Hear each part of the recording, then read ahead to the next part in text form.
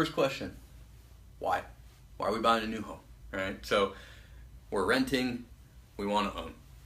That's an obvious one, and we'll get into that maybe later this week or next week, some of the advantages and what the true costs of renting versus owning are, okay? But the three key questions: schools, safety, and space. All right, so if you have kids, if you're thinking about having kids, where you're going to live will determine the schools they go to, or you're going to have to look at private schools. So if you're looking to be in some of the top school districts where there are a lot of 9s and 10s, Carmel Valley and the Poway school districts tend to be the top two in San Diego, in the San Diego County, quite frankly.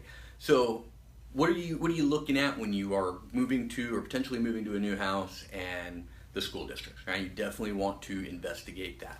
Second thing, safety, right? So how safe is the neighborhood? How safe do you feel, right? That's the first question. And then in reality, how safe are you, right? So that can start with the neighborhood. It can come down to the specific block that you live on. It could be a gated community. It could be a gated complex, whatever it may be. Then it comes down to your actual unit, right? So do you have locks on the door? Do you have a security door? Do you have a security screen door? Do you have a deadbolt? Those types of things. Do you have an alarm system, right? So from there, space. Do you need more space? Do you need less space? Do you need more control over your space? Right? Those are huge questions, especially as families start to grow. Right? So these three things.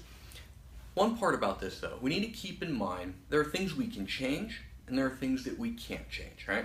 The schools that we have in a neighborhood that we buy into can't really change the schools. You can try to go to a different school. You can go to a private school, right? But there isn't a lot of change there. When it comes to safety, you can't change the neighborhood. You can't build a gigantic fence around your neighborhood. You might not be able to build a gigantic fence around your property or around your unit, as it may be.